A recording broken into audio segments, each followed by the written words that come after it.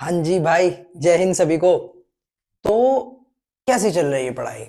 सारे कामों से फुर्सत मिल गई हो तो थोड़ा आगे बढ़ते हैं और बिना किसी देरी के जो हमारा कार्यक्रम चल रहा था डेरिवेशंस वाला, उसको आगे बढ़ाते हैं। 2 डेरिवेशन पढ़ लिए थे, आज हमारा तीसरा डेरिवेशन है और वो डेरिवेशन है पतले लेंस के लिए न्यूटन का सूत्र। न्यूटन का सूत्र क्या होता है, हमको डिराइव करके क्या लाना है? ये लाना है x1 इंटू x2 बराबर f1 इंटू f2। भाई लेंस पढ़ा होगा, उसकी स्थितियां पढ़ी होंगी, प्रतिबिंब खींचने के नियम पढ़े होंगे, कौन सी किरण कहां से जाती है ये सब पढ़ लिया है, तभी ये समझ में आएगा। देखो, एक हमने वस्तु ली, f1 के इधर कहीं पर भी ले ली। वस्तु का नाम क्या है? AB। AB से एक किरण समांतर चली मुख्य अक्ष के। मुख्य अक्ष के समांतर जाने वाली किरण कहां से जाती है? मुख्य फोकस से जाती है। भेज दिया इसको मुख्य फोकस से, ठीक। दूसरी किरण कहां से चली? प्रथम फोकस से। दूसरी किरण जो चली वो कहां से गई? प्रथम फोकस से। और प्रथम फोकस वाली किरण लेंस से अपवर्तन के बाद कैसी हो जाती है? मुख्य अक्ष के समांतर। जहां पर ये दोनों किरणें मिली वहां क्या बन गया? ए बी का प्रतिबिंब ए डैश बी डैश। अब भैया देखो, प्रकाशिक केंद्र से प्रथम फोकस तक की दूरी को क्या बोलते हैं? F1, यानी प्रथम फोकस दूरी। प्रकाशिक केंद्र से द्वितीय फोकस तक की दूरी को क्या बोलते हैं? F2, यानी द्वितीय फोकस दूरी। इतना तो पता है सबको, लेकिन ये चीज देखना यहां पर जरूरी है। वस्तु से प्रथम फोकस तक की दूरी को, भाई वस्तु से प्रकाशिक केंद्र या वस्तु से लेंस तक की दूरी को तो यूं बोलते हैं, लेकिन हमने वस्तु से प्रथम फोकस तक की दूरी को क्या माना है? x1। और प्रतिबिंब से द्वितीय फोकस तक की दूरी को क्या माना है? x2 माना है। ये बात याद रखना, ध्यान रखना कि ये दूरी प्रतिबिंब की लेंस से नहीं है, प्रतिबिंब की कहां से है? फोकस से। बात समझ में आ रही है? इन्हीं दोनों का गुणा किसके बराबर लाना है? फोकस दूरियों के गुणे के बराबर लाना है। भाई बहुत सरल प्रूविंग है, मुश्किल से 5 मिनट लगेंगे, प्रूविंग आ जाएगी। कि समकोणिक त्रिभुज क्या होते हैं पता है? सबको पता होगा भाई समकोणिक त्रिभुज।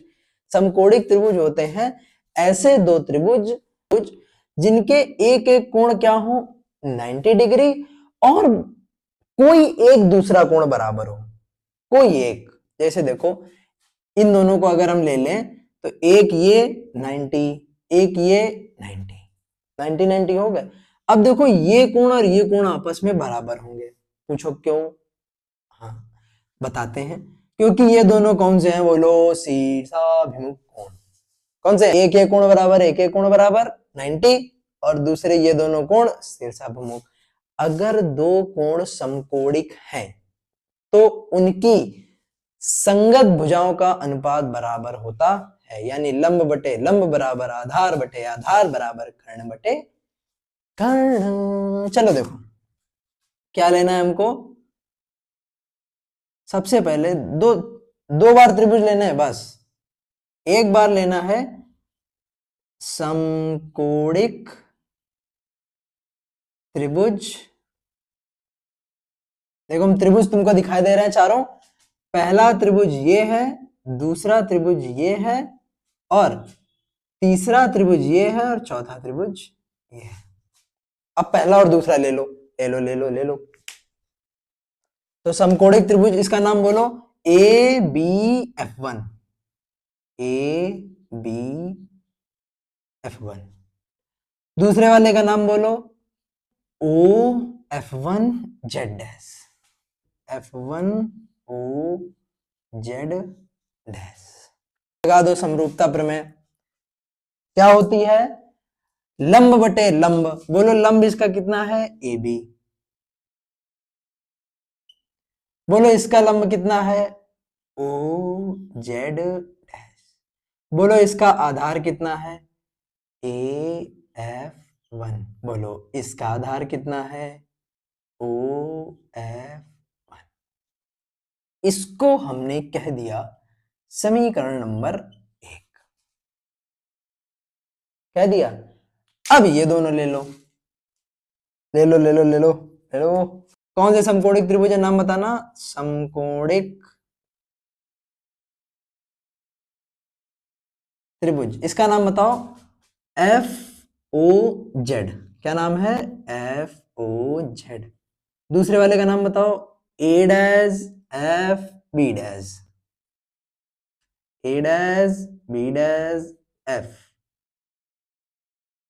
अरे F1 है तो ये F2 हुआ ना। ए डैश बी डैश F2, ये भी तो हुआ F2OZ में। भाई दोनों त्रिभुजों के नाम क्या थे? F2OZ और दूसरे वाले का नाम ए डैश बी डैश F2। ये दोनों समकोणिक त्रिभुज। इसमें अब तुम्हें समकोणिकता प्रमेय लगानी है, समरूपता समकोणिकता प्रमेय लगा दो भाई। लंब बटे लंब, बोलो पहले वाले का लंब कितना है? OZ। दूसरे वाले का लंब कितना है? ए डैश बी डैश। पहले वाले का आधार कितना है? OF2। दूसरे वाले का आधार कितना है? ए डैश F2। ठीक। अब देखो, अभी यहां से अगर तुम समीकरण 2 मान के कुछ बराबर करना चाहोगे, कुछ भी नहीं होने वाला है। इसका थोबड़ा हमको इसके जैसा बनाना है। इसका किसके जैसा? इसका थोबड़ा इसके जैसा। चलो बनाते हैं। भाई देखो, ये दोनों रेखाएं कैसी हैं? समांतर। वैसे ही ये दोनों भी कैसी हैं? समांतर। और समांतर रेखाओं के बीच की दूरी कैसी होती है? बराबर होती है। तो इस हिसाब से AB और OZ, कौन कौन सी? AB और OZ क्या आपस में बराबर नहीं होंगी? बिल्कुल होंगी। कौन कौन सी आपस में बराबर होंगी? चूंकि बताओ कौन कौन समांतर है? BZ parallel OA। इसलिए बताओ कौन कौन सी बराबर? AB किसके बराबर हो जाएगा? OZ के। ठीक। नीचे वाले में देखो, ये दोनों समांतर हैं, तो A डैश B डैश किसके बराबर है? OZ डैश के। क्योंकि कौन कौन सी? OA dash parallel B dash Z dash. इसलिए बताओ कौन कौन सी बराबर? A डैश B डैश बराबर क्या था? OZ dash. चलो भैया रख दो, रखो रखो। OZ की जगह हम क्या रख सकते हैं? AB रख सकते हैं, रख दो। तो OZ की जगह हमने क्या रख दिया? AB। A dash B dash की जगह क्या रख सकते हैं? OZ डैश रख सकते हैं, रख दो। OZ डैश बराबर में क्या चल रहा? OF2 बटे A डैश F2। अब कही दो इसको समीकरण 2। समीकरण 2। अब देखो, इन दोनों के थोबड़े हो गए बराबर। अब अगर ये दोनों बराबर हैं तो ये दोनों भी कैसे होंगे? बराबर। LHS LHS बराबर, तो RHS RHS बराबर। कर दो समीकरण 1 व 2 से। लगा दो समीकरण 1 व 2 से भाई साहब मेरे। बताओ ये दोनों बराबर होंगे? चलो बोलो। AF1 अपॉन OF1 बराबर में क्या आ जाएगा? OF2 upon A dash F2। ठीक। अब कुछ नहीं रखना है, बस वैल्यू रखते हैं। आ गया तुम्हारा प्रूविंग। बताओ AF1 की जगह हम क्या लिख सकते हैं? AF1 AF1 को क्या हमने X1 नहीं माना था? माना था, माना था तो रख दो। AF1 की जगह क्या रख दिया हमने? X1। काहे में लेंगे? इधर की तरफ है, माइनस में लेंगे, ले लो। OF1 बताओ क्या? F1। और काहे में लेंगे? माइनस में। OF2 क्या लेंगे? F2। काहे में लेंगे? प्लस में ही लेंगे भाई, क्योंकि इधर है। A डैश F2 क्या लेंगे? बोलो X2। इसकी जगह हम X2 रख देंगे। बताओ, माइनस से माइनस खत्म। इसको इधर ले जाओ, इसको इधर ले जाओ। तो x1 का गुणा x2 में कराए कितना आ गया x1 इंटू x2, ये इधर गया तो क्या आ गया f1 इंटू f2। क्या हमें यही लाना था? जी हाँ, हमें यही लाना था।